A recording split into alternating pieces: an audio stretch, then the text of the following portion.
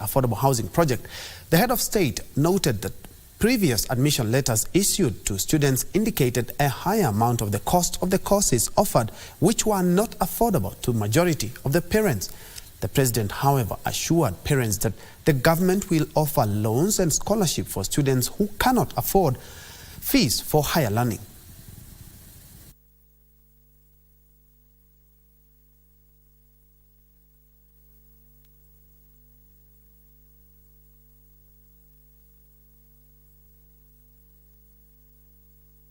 Because they were talking about the cost of the courses. We want letters to be released.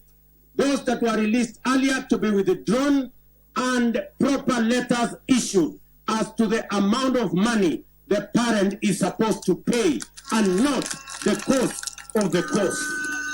We want to make sure that every child in Kenya has access to education. And I want to assure parents that we will make sure that no child in Kenya remains out of higher education because of the ability of their parent. We will make sure every child has an opportunity to acquire higher education knowledge in our universities and in our TVETs. Tumeelewana jameni? Kama kuna jamii ambaye inastahili kuunga mkono hii program ya affordable housing ni watu ya Kisii na Nyamira, kwa sababu mashamba yenu ni kidogo. So nyinyi mkuje muishi hapa kwa orofa ya 7 ya 8, mteremuke muende kwa mashamba, jioni mrudi kwa orofa. Siko namna hiyo. Ukiangalia hii housing hatuna bridge kutoka hii mpaka side nyingine. Wanazunguka huko karibu na Nyabishongoro. Naomba tafadhali utuwekee bridge hapa kwa ngambo ile. Sisi ni jamii moja. Leo kwa mara ya pili tumekuja kumezea mate yale ambayo wanabomachoge chache wamepata. Sisi tunaamini kwamba ndugu yako akipata na wewe umefanya nini? Na wale ndugu zetu ambao tumekupea kutoka chama cha ODM, wale ambao wako na wasiwasi, sisi kama ODM hatujaweka mkataba wowote na serikali ya Kenya Kwanza, lakini tumekubaliana kwamba Mheshimiwa Rais lazima aongoze hii nchi ndipo zizame. Najua juzi karibu tuanguke zote, lakini kwa sababu amehakikisha kwamba serikali ameiweka pamoja, ndipo akachukua ya kina Mbadi, Joe, Oparanya.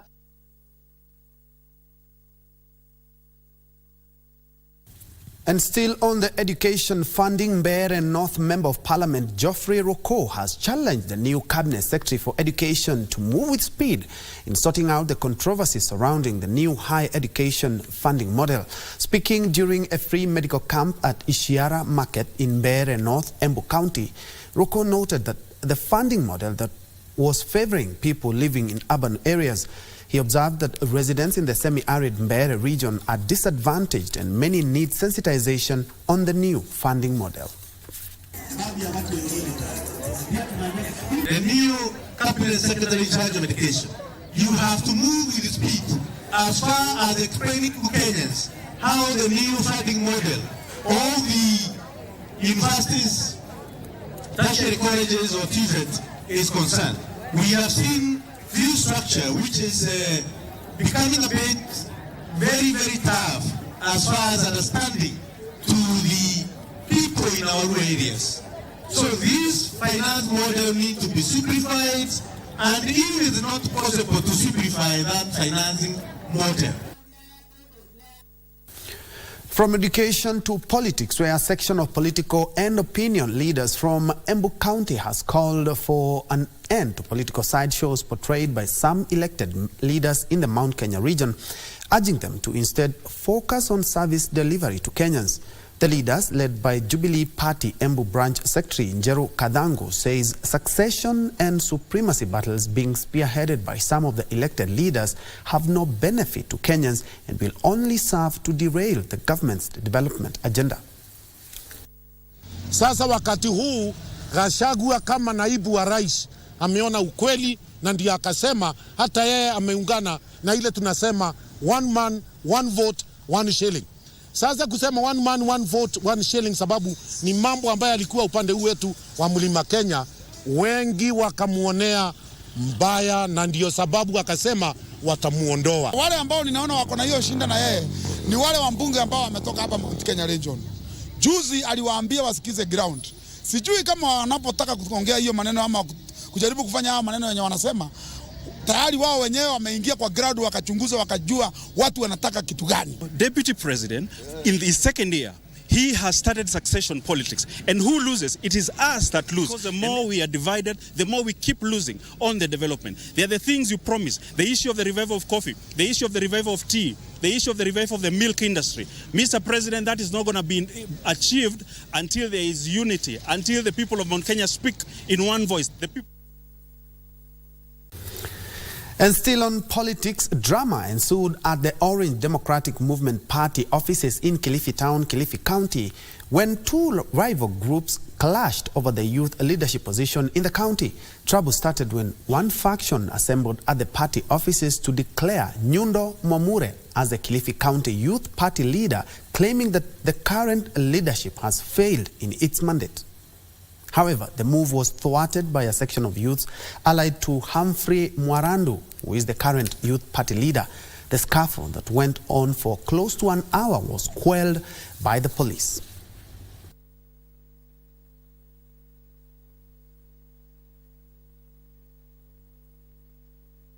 Na mimi kama mwenyekiti sitakubali mtu yoyote awe nani ama nani aje afanye mambo ambayo hastahili kuambatana na chama.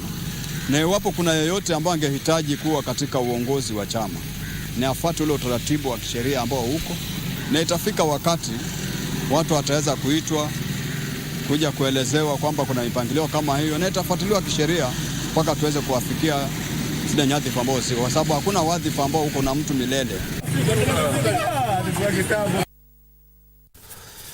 Still in Kilifi County, where the county government through the Malindi municipality has introduced segregation bins to manage dumped waste and ease the process of collection and recycling. This is after the National Environment Management Authority, NEMA, put a notice for all towns to have segregation bins with clear marks on where to dispose plastics, paper, bottles and organics.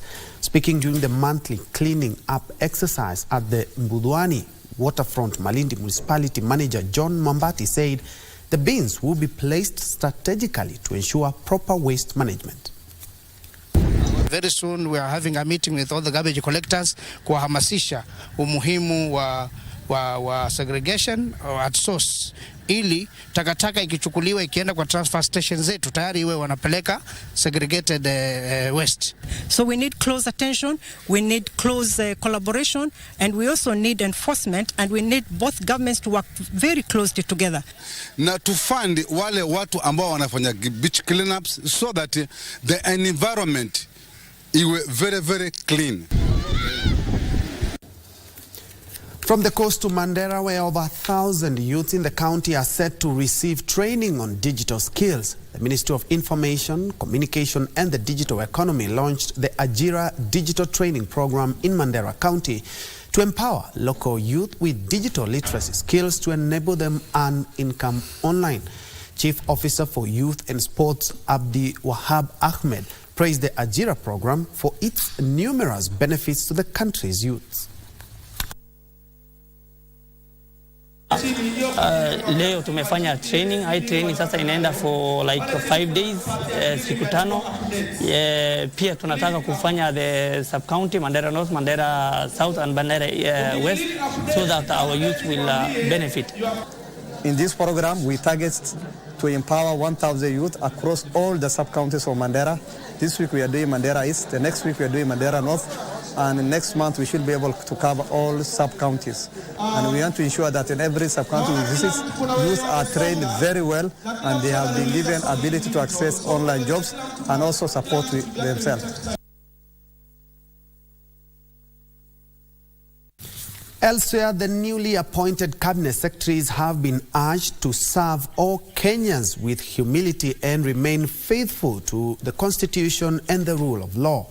While closing the two-day induction, Deputy President Rigathi Gachagua also asked the cabinet secretaries to remain focused on the government's agenda of initiating industrial, agricultural and digital revolution to create jobs and self-employment for Kenyans, especially the youth.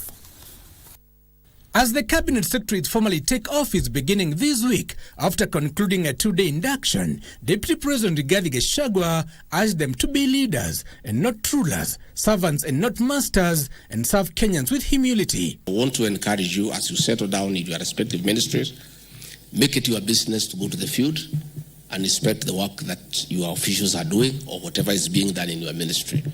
And where you need a slightly higher profile, I'm available to come and back you up, and where we need even a higher profile, the president is available to come and do it.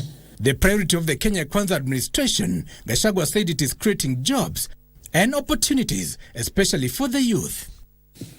Our key task as HE, the president's soldiers, is to translate his political intent into policy programs. The president's political intent is critical clear in the Kenya Kwanza plan. The outlines in the bottom-up economic transformation agenda better. The deputy president also urging the cabinet secretaries to abide by the constitution and the rule of law. Loyalty to the head of state and government is non-negotiable. You are now soldiers in the army that has only one general.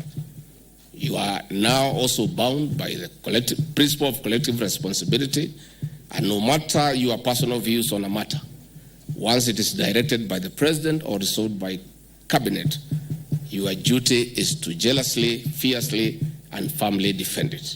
As he narrated the public anger and dissatisfaction of many Kenyans who call for sacking of the first cabinet, Gachagua warned against involvement in corrupt deals. Kenyans express themselves loudly and clearly. They want a government that is responsive, accountable, and transparent. The newly appointed cabinet was also advised to communicate their work as they also engage with the public. Giverson Minor, Lunchtime News. Moving on, at least 350 residents of Homa Bay County have benefited from a free training program on citizen accountability audits. The training, courtesy of Eastern Africa Collaboration for Economic, Social and Cultural Rights Group, intends to enlighten locals on ways to hold the county government accountable and ensure transparency in governance and utilization of public resources. The group's regional director, Betha Kokach, says the program, which has so far reached out to 6 sub-counties in the region, will help in carrying out accountability audits in the county. Its monitoring and evaluation officer, Zephania Change, said up to 40% of projects in the county have been executed without public consultation. The project is empowering the citizens and making them to know and understand the worthiness of taxation. Because even the women, people living with disability, all the citizens all the time pay for taxes. But the most important thing is that they are able to see that the taxes they pay deliver for them services. Social audit or social accountability is not to create a policing force over the government, but to start a discussion with them. This is the 13th year or the 12th year. There is nothing like Public Participation Act. Now, the expansion of Mama Ngina University in Mutomo Village, Gatundu South constituency is now allow me to take that again. The expansion of Mama Ngina University in Mutomo Village, Gatundu South constituency is now under uncertainty after the Lands Tribunal halted plans to acquire more land. The management of the university is seeking to acquire a 40-acre piece of land for expansion, a move which could affect at least 180 households. Gazette noticed the NLC sought to, on behalf of the Ministry of Education, acquire land parcels from about 180 households for the expansion of the university, a proposal that was challenged in court by a section of residents who refused to be relocated from their ancestral land. Na hiyo ni makosa kusema ati tumenyang'anywa, pamoja na makaburi yale yako mababa zetu na watoto wetu tuhamishwe. Kwa hivyo nafurahia kutoka leo vile koti imeamua. Nashukuru sana, nasema asante. Sijahofia kupoteza shamba langu, lakini koti imeniviva sana, nimefurahi. Tunataka kunyaganywa na waliokuwa na nguvu. Mimi sina nguvu, hata king'olisi sipatagi. Before an acquisition is undertaken, in a case where the line affidavit has curiously steered clear of the imputed project and spoken about the initial. On Monday, the Lands Tribunal, chaired by Nabil Urena, halted any plans to acquire the locals' land for the expansion of the institution.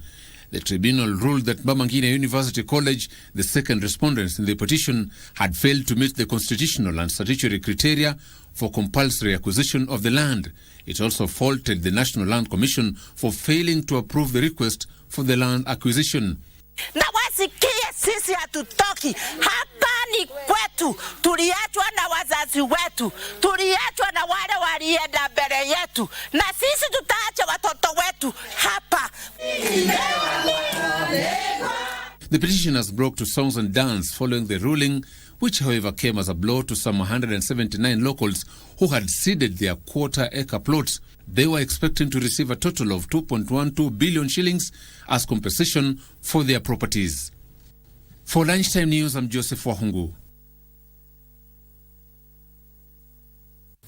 Kirinyaga County Government is encouraging farmers to diversify and rear fish to encourage consumption of alternative protein. Area Governor Njue, while issuing 101 fish pond liners to farmers in Mwea East, said production of fish will increase nutrition levels. Governor Waiguru says plans are underway to distribute an additional 505 liners across the devolved unit. Kwa hivyo sio biashara peke yake, ni pia kusaidia especially wale ambao unaona wamefika miaka 40 hivi, 45, 50. Tunataka tuangalie sana diet yetu.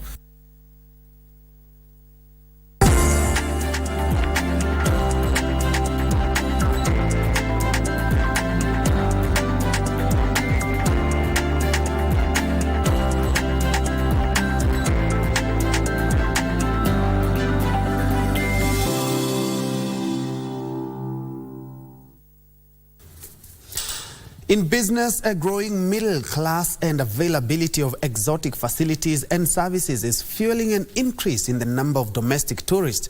This has prompted hospitality facilities to tailor their services to the domestic traveler. This comes at a time when the hospitality industry is refocusing on domestic tourism to drive up revenue and reduce reliance on international tourists. And as part of efforts to respond to changing customer needs, Ole Sereni Hotel has revamped its kids club.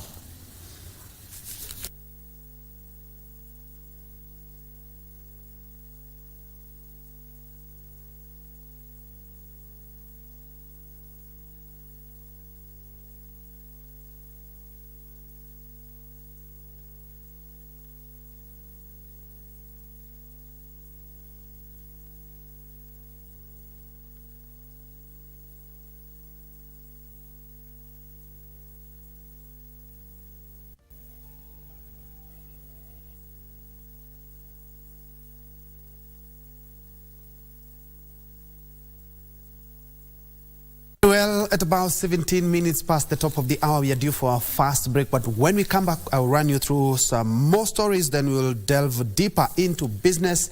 And as I had mentioned earlier, we'll be having an interview with William Kamore on the positivities of using social media responsibly. That and more after this break.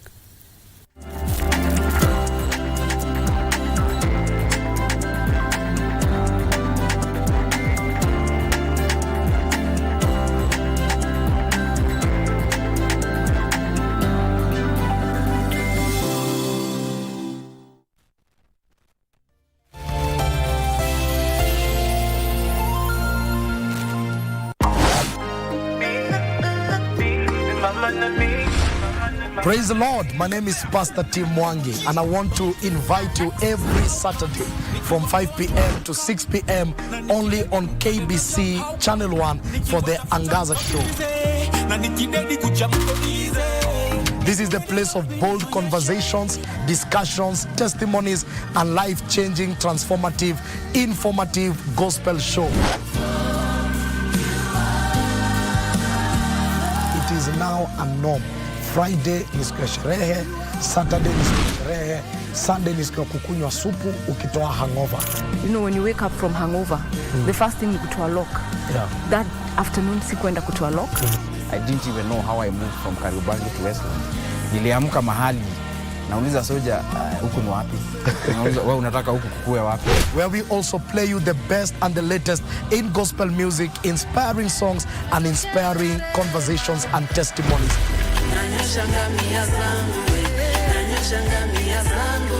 Only on KBC Channel 1. So see you there, and thank you for always tuning in. God bless you.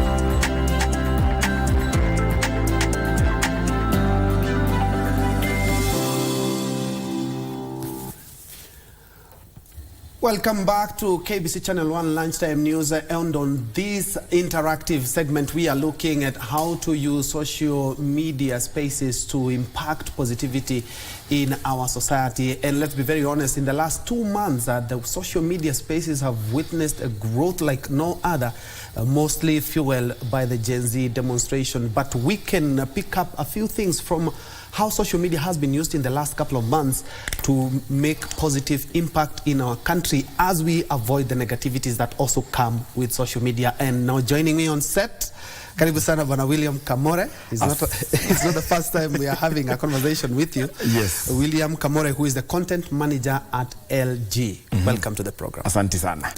To be very honest, looking at, and especially Twitter and TikTok, in the last 2 months, yes, they have witnessed a surge that has never been witnessed ever since social media started out. So how has social media actually impacted how things are made? And especially we saw this, the Gen Z demonstrations that were triggered and actually planned on social media spaces. How can we use social media to positively impact, and especially matters governance, as they talked about, matters corruption, and also we saw last year we had the first Africa Climate Summit, and social media was quite used to ensure that we distributed information. Yeah, exactly. So thank you for having me. And so we've witnessed, because how social media has grown throughout the years, you'll notice that the way it used to be is not the way that it's being utilized now. And that is because you've seen a lot of social media algorithms that have been designed. And all these algorithms are designed to prioritize especially all social aspects, and also prioritize and show actually basically what's going on in the society. So you will find that depending on the platform, be it on TikTok or on Twitter or even on Facebook or Instagram, you find each social network has different algorithms that are able to prioritize how the mass media feed, how the mass feed the data, or how much we take into account. How can we harness this power of social media to build a more inclusive and equity society, and especially as driven by the young people, because they are the biggest users of social media in the country? So what happened is that so that we can be able to harness what social media can be able to give, LG conducted a survey a while back, earlier this year, trying to see what kind of content is out there. And it was noticed that about nearly half, or let's say like 45% of content that was online, or what most people are taking in, was usually based on, I don't want to say, but it was mostly on the negative aspects of societies. That's what was happened. And then about 28% is when that some of the content that showed that people can try and see some positivity in the society, but about 20%, which happens to be most, we get into social media just to, I mean, when you're bored. So yeah, trying to see how best we can share the positivity, because we can only increase on the masses how best we can be able to share, or what we can put out there to increase positivity and also optimism for people outside. It's a good thing that you've mentioned that, because there's the optimism for your feed campaign, which among others will be geared towards ensuring that there's a responsible use of social media. Kindly take us through that. Yes, so the Optimism Your Feed campaign that we've been having going on is meant to try and give positivity feedback outside there, and also help people in creating positive content, or content that can be able to encourage and also give a much more shining light to the society. So that's what's going on. So what we've been having is, so the hashtag is just the same like Optimism Your Feed, because we want whatever you see on your feeds is actually what you consume most. So you will find that you may wonder yourself, maybe one day you are looking for a TV just at the top of mind, and then maybe you just did one Google search or two Google search, and you know these search engines are optimized such that, and then you wonder why when you log into Facebook or Instagram, you're starting to seeing ads for TVs or people talking about TVs. So that's the way social media has been made, such that by listening to social networks, you can be able to see, or you can be able to gauge how all this is going on with the end users and customers. And in your survey, because in the last 2-3 months is when social media has been abuzz with everything the Gen Zs were demanding, even the planning themselves.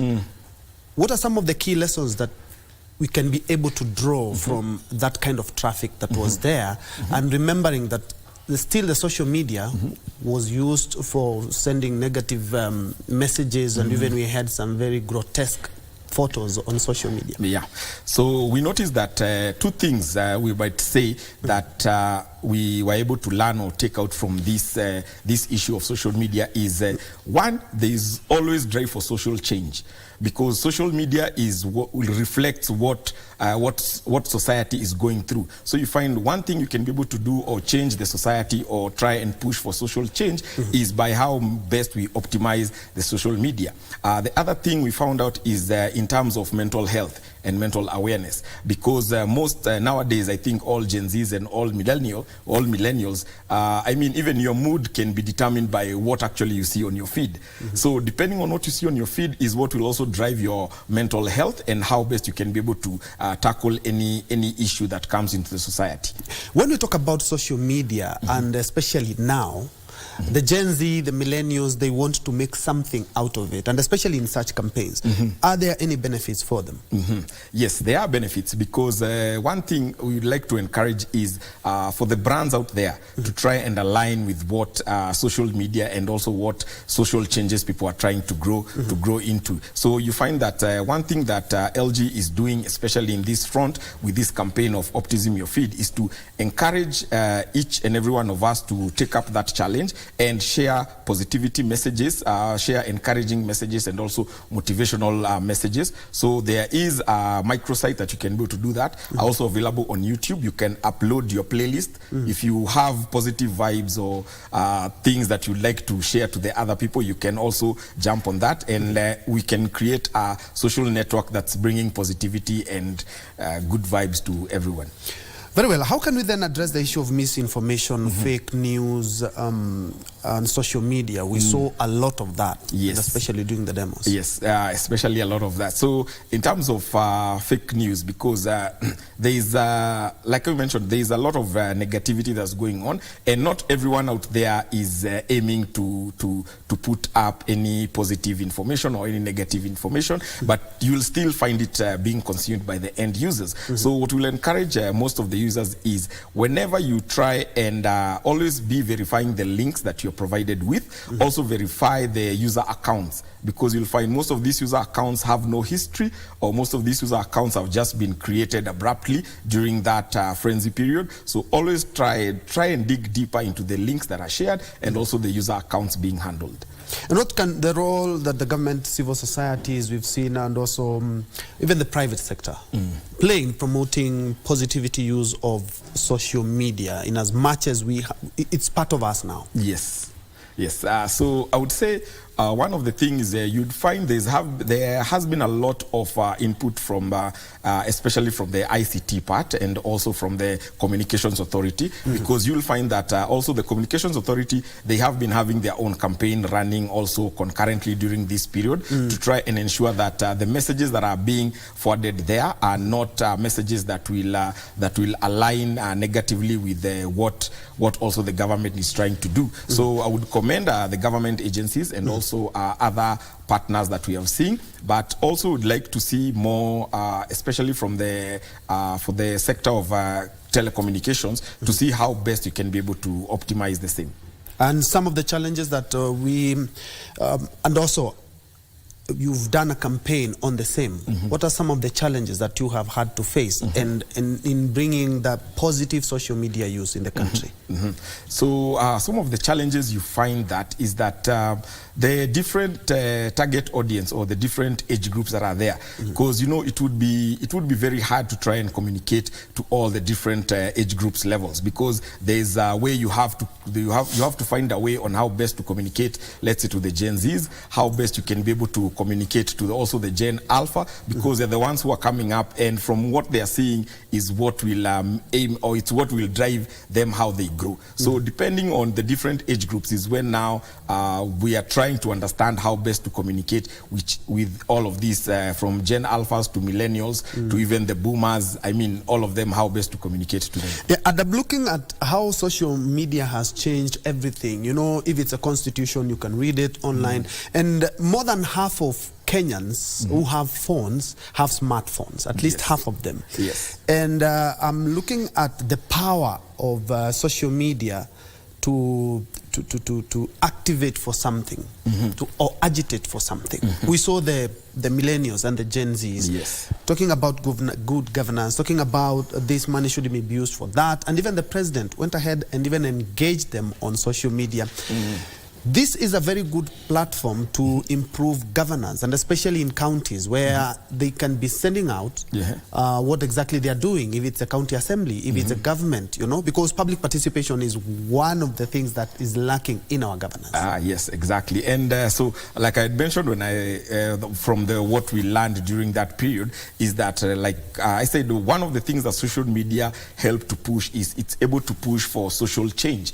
And you'll find that embracing all this technology, or seeing because nowadays, because before most people used to see social media as for fun or just for curating content, or even maybe when you're bored or you just want to learn something. But now during those 2 or 3 months, it has shown that social media can be able to mobilize people. It can be able to drive through a strong message that you want to drive through. And I would encourage maybe even the government or any other agencies, or I mean even other brands that do want to engage with their customers, like this is one of the lines that you can be able to get direct one-on-one contact with your end customer or your people. Social media is growing in the country, and so is AI. And the infusion of AI and social media can only be better, but as we have seen, social media is being used to also to send misinformation and sometimes even attack people. What do you see the future of social media in the country vis-a-vis what we have on AI? I remember there's a celebrity who was talking and saying that those were not my images. That's why that was AI, and they were used in a negative way. How can we avoid that, and especially in a developing country like Kenya? So in a developing country like Kenya, when it comes to matters AI, I even remember the last time I was here, I was talking about AI, because that's something we cannot avoid, because how the world is going, you're seeing a lot of AI generated content, or even like I was saying, our social media, they are optimized by AI, such that depending on what you see on your feed is what you yourself consume a lot. So AI learns from you, learns what's your interest, and then that way it's the way that can be used. So when it comes to social media and how AI is incorporated into this, I would say is there's an organization, one government organization that started off this field, especially in AI, because as you see, AI was a field that was not tackled there. And the research they began in November last year, 2023. They released the first findings on AI in around June, and I would say that we do have some policies that have been put across on how best, especially in Kenya in developing, how even software developers or any other people who are developing systems regarding AI, what policies they have to follow. William Kamore, thank you indeed so much for your time. Unfortunately, we've run out of time, but thank you so much. And the optimize your feed campaign, you said that the youth are bound to benefit from that, and there are some rewards as well. Yes, there are some rewards. So just go on the hashtag optimism your feed, and you'll get to see all the information. Thank you so much indeed for your time. Thank you very much. And of course, we are hoping that we're going to be all responsible in terms of using social media, because we can only better it from where we are. And on that note, we leave it there for this interactive segment, but we'll be back with more news, so stay tuned.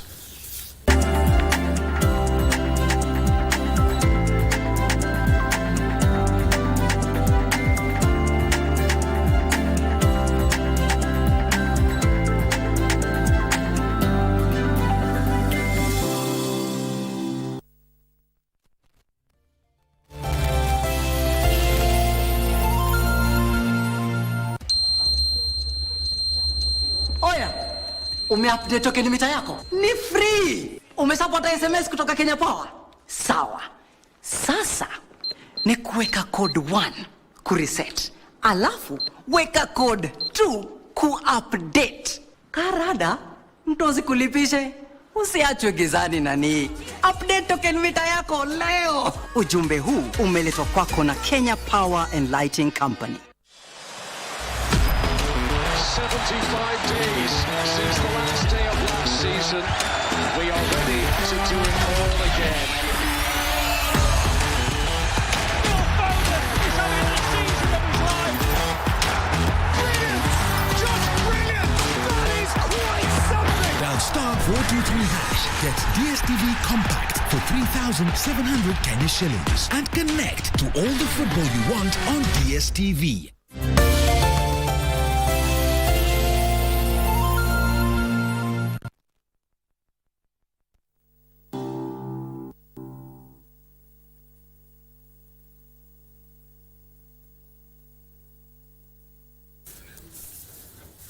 Welcome back to KBC Channel 1 Lunchtime News. Many thanks for keeping me company. Moving on, government will fast-track the completion of all pending energy projects to stabilize power transmission. Energy Cabinet Secretary Opiyo Wandayi says the aging energy infrastructure is making Kenyans pay more for power and intermittent power outages. Speaking during the handover of the ministry from former Energy Cabinet Secretary Davis Chirchir at Isinya substation, Wandayi says he will work with all stakeholders to address all the challenges facing the sector.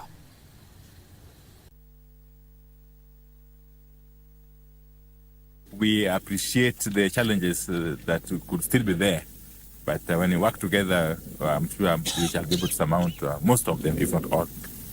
We remain optimistic that in the fullness of time, our infrastructure for transmission shall come up to date. For us to be able to realize the most from the potential that we have as a country in terms of energy and transmission, and essentially and eventually the cost to the consumer.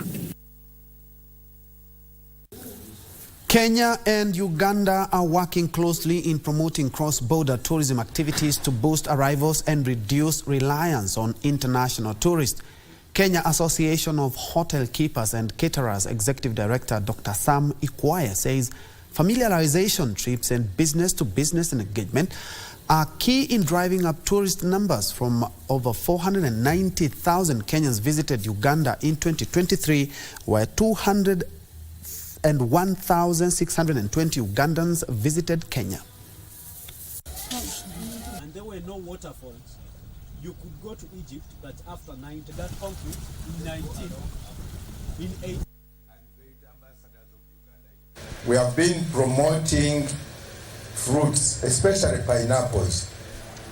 We are also organizing a trade and investment mission to Uganda sometime early next year, where we want to take business people, manufacturers, traders, to go and explore trade and investment opportunities in Uganda.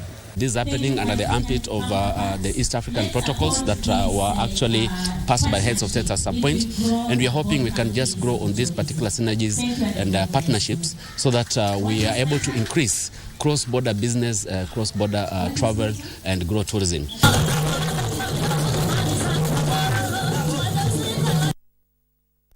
In other news, members of parliament want the government to earmark funding for sugar research to boost sugar production.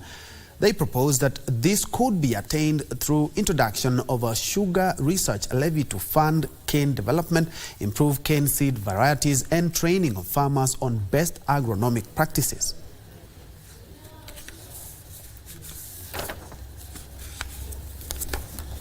It is done. There are various and different types of or varieties of sugarcane that can be grown in different parts of the country. There are parts that you can grow sugarcane and harvest at 8 months. There are varieties that can be developed or are already developed, and in some areas they will take 10 months. In areas like Busia, he told me, there is a variety that can take up to 13, 14 months and you harvest. So, Mr. Speaker, really we need to invest heavily in research, and that is why the policy is needed, so that research is given a lot of prominence in the whole of this business, Mr. Speaker.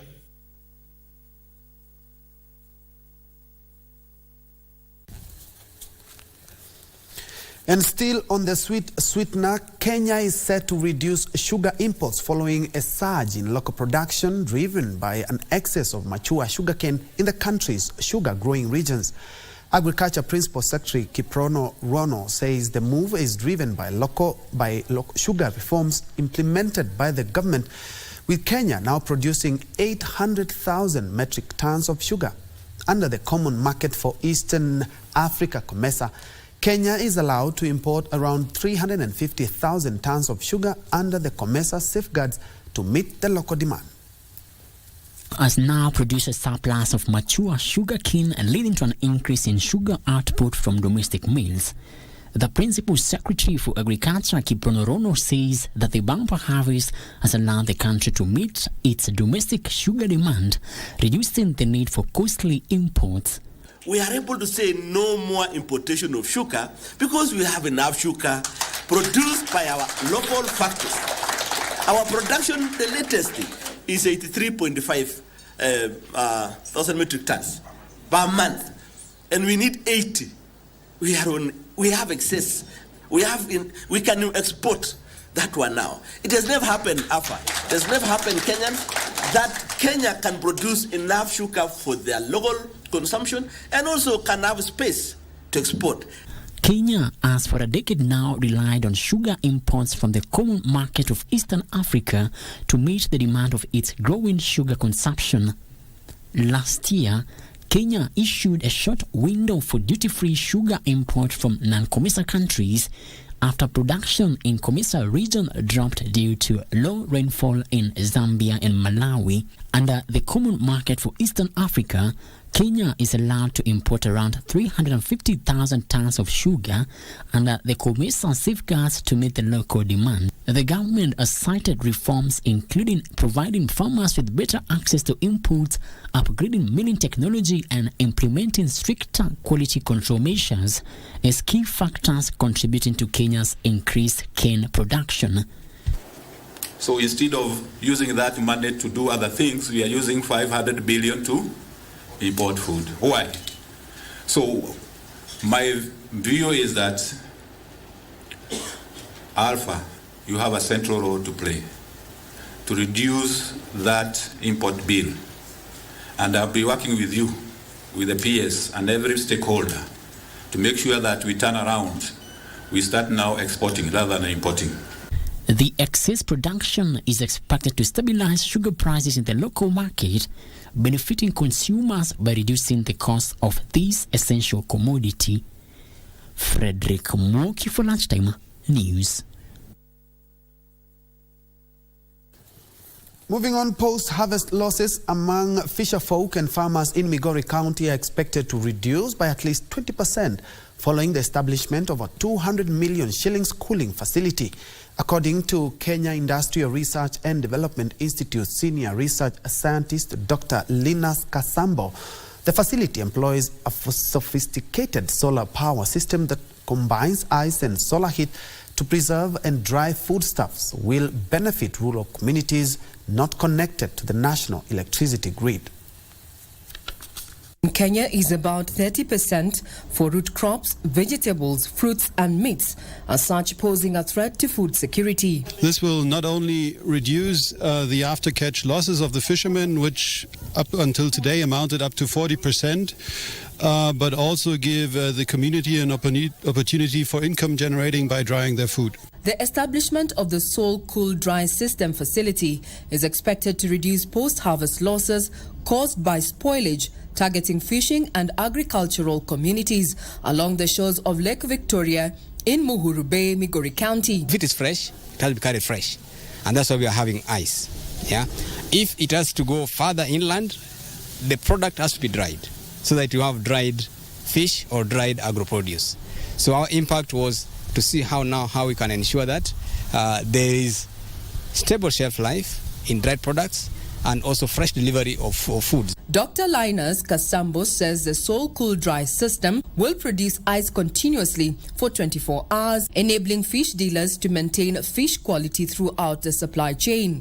In terms of moving forward, this is a pilot, but we as county government are prepared to push this technology forward so that we not only have this technology here, but we can spread it across the other beaches along the lake. Under the partnership, beneficiaries will also receive food handling and preservation skills, while students and researchers interested in climate-smart technologies will be trained on the same. Regina Manyara reporting for KBC Channel 1.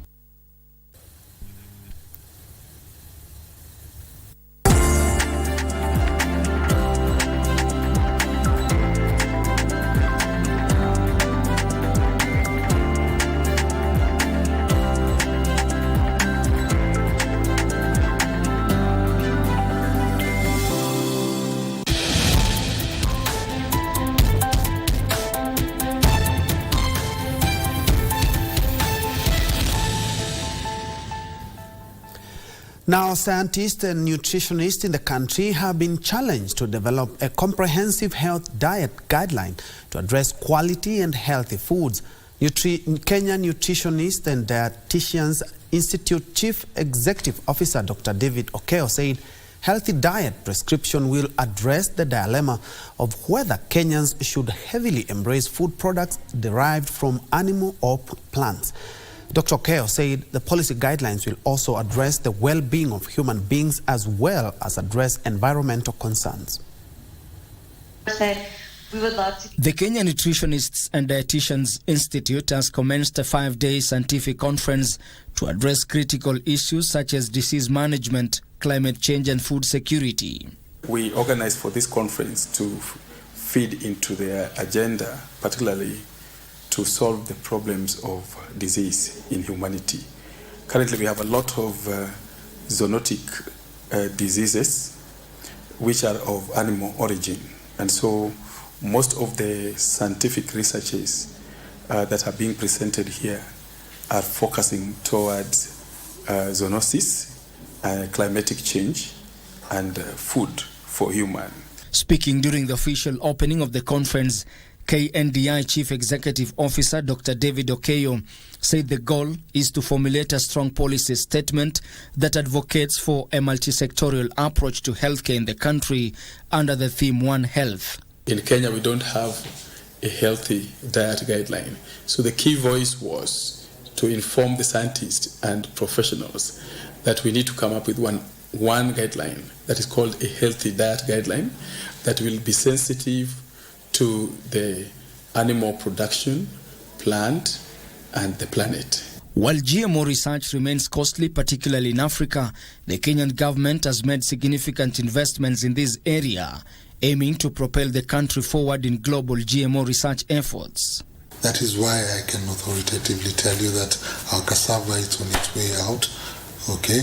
And apart from that, as a country, yes, our labs can be a bit inefficient to some extent, but we are working with partners. We're not working solely as a country.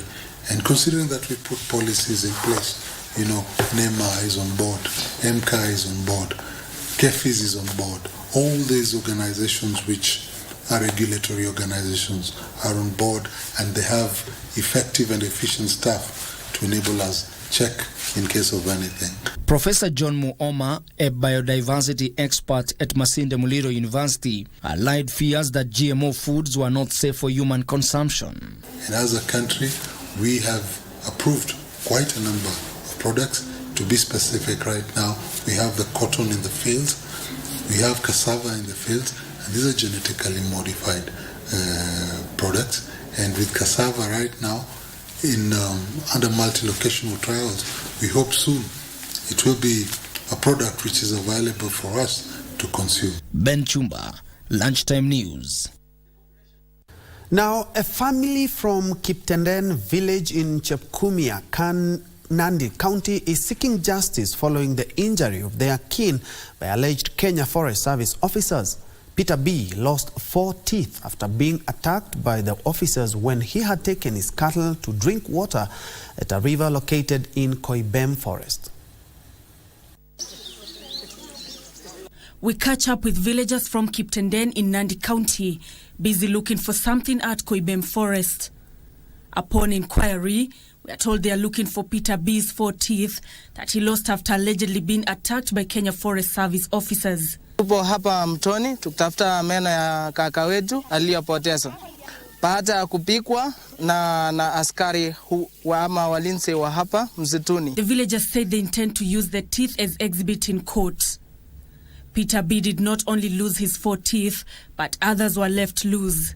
Akafunga mshipi yangu, akanifungia mkono, akananiambia ni wewe ndio tulikuwa tunatafuta. Nikauliza niko na makosa gani? Alinichapa kofi ya kwanza, ya pili akanikonga ngume, meno ikatoka, mwingine akanishika mkono ya kipande hii. Yule mwenye alikuwa ananichapa akatoa bunduki yake kwa shingo, alinikonga ya kwanza, ya pili niliweza kujizuia hivi. Vile walinikonga wakaona nimeumia, nikaanza kupika nduru. The angry residents are now calling for justice. Ni mara mingi sana tunapiga nduru kila siku huko. Na saa zingine ukipiga nduru wanakimbia na inakaa tu hivyo. Leo tunaomba tu haki itendeke. Aweke meno mtoto yangu. Mimi nasirika sana. Mtoto yangu haikuli kitu. Mtu amepoteza meno ine, akuli, afanye chochote, hii haki itendeke. Tulikuwa tunajua sheria inasema kwamba mtu anapokuwa amefanya kosa fulani katika eneo lolote anatiwa mbaroni kisha aende kufunguliwa mashtaka, lakini si kudhulumiwa, kufanywa ukatili na kunyanyasa namna mwenzetu alivyofanywa. Hao maaskari wengine waende na hao wachukuliwe hatua. Sababu mtu akifanya makosa ni lazima atiwe mbaroni na apelekwe kotini afunguliwe mashtaka. Nancy Kware, Lunchtime News.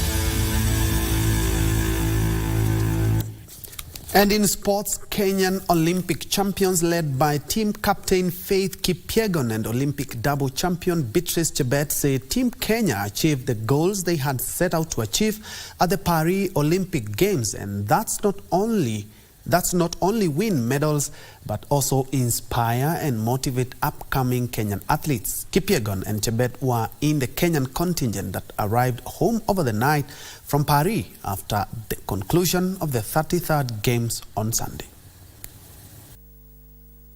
4 gold, 2 silver and 5 bronze medals were collected by Team Kenya at the Paris Olympic Games, and the champions returned home over the night hoping to have inspired upcoming athletes who will take over.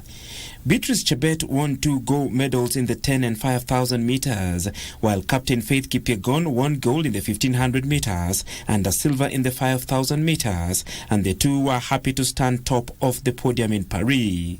To have stand on that podium, being the greatest 1,500 meter of all time, and knowing that I have inspired many young girls out there, next generation, it was a big achievement for me. And you know, I think I've been inspiration to many young girls. It was not easy, but it's just a matter of believing in yourself, focus, and be perseverance in everything you do, and being disciplined in and hard work. And that support from your coach, family, it's encouraged me a lot. Some athletes, including Tokyo 2020 champion Peres Jepchirchir, may have missed out on the podium, but they were happy to see other Kenyans taking charge. For us in marathon was not easy, especially me, Peres, and I was happy going there to defend my title, but I didn't make it, but I thank God. And though we were not happy the way we were expecting medals in marathon, especially to swipe the podium, but we thank God we managed. We get 2 bronze from women and men. We thank God for that. Mimi ulikuwa najua hapo mimi, unaona ile kitu unaingia na unaanza kusema hapa leo ni moto. So I just wanted to nilikuwa naingia tu ndani na nijue you have to believe in yourself to put yourself in everyone's shoes and just you can do it too, because gold energy na mtu. Other Kenyan athletes narrowly missed out on a medal, including Wiseman Were. I, as a hurdler, getting that competition because you know what times you need to run to get to the next level. So for me, it was something to push because I believed in me and I believe I had good preparation. So I got to semis and I know next World Champs we are going to the finals and we are going to get something. Because this is my first Olympians. And this is my first kuingia Kenya team, so is for me I can say is my good morale for me, and I thank God.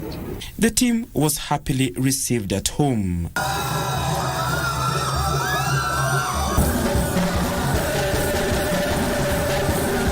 These athletes also put us in the world map by being the second best when it comes to track events.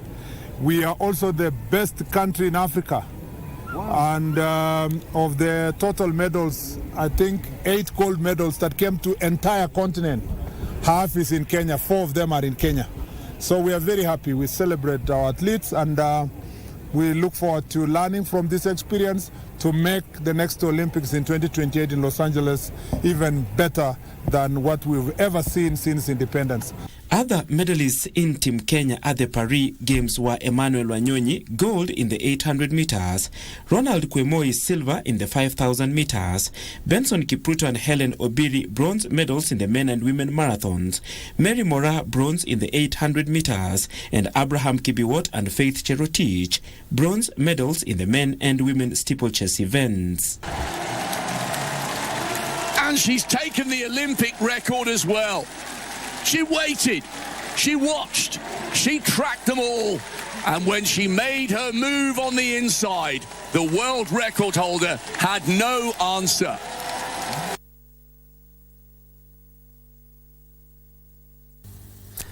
Very well, and on that inspiring note from our Kenyan champion who not only made the country proud but also the continent, we wrap up KBC Lunchtime News on this Wednesday afternoon. Thank you so much for watching. Don't forget to check out our social media spaces for more news. We also have more bulletin at 7 and also at 7 and at 9. Thank you so much. My name is Njue. Anne Wangeshi has been my colleague on the sign language interpretation. Do have yourself a blessed afternoon.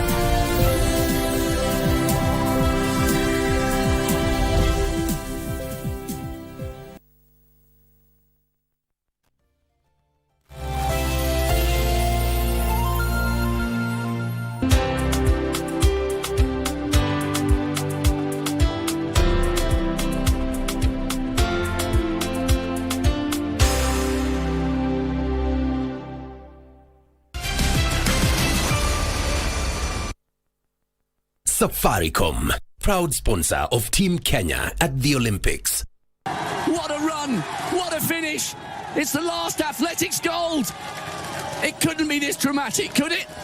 Bronze in the 5,000, bronze in the 10,000. She said she was going to do the Zatopek. Nobody believed it was possible. And she's pulling away from the world record holder. This is a performance that will never be forgotten. Sifan Hassan, in her own inimitable style, does something incredible. 2 bronze medals on the track, but it's all gold on the road. Brilliant from Hassan. The world record holder is stunned in silver, and Helena Beery follows up 2 silvers on the track with a bronze in the marathon. Lokady is 4th. Safaricom, proud sponsor of Team Kenya at the Olympics. My name is Victor Job. I am 11 years. My talent is modeling and karate. Looking left, starting right. And when you see me here, then you know it is definitely story time. I have picked through the shelves and found this beautiful book. Today I'm going to show you guys how to make the yummiest chicken potatoes at the comfort of your home. They have spices, vegetables, and just a perfect combination. I'm going to teach you how to make a handprint cactus.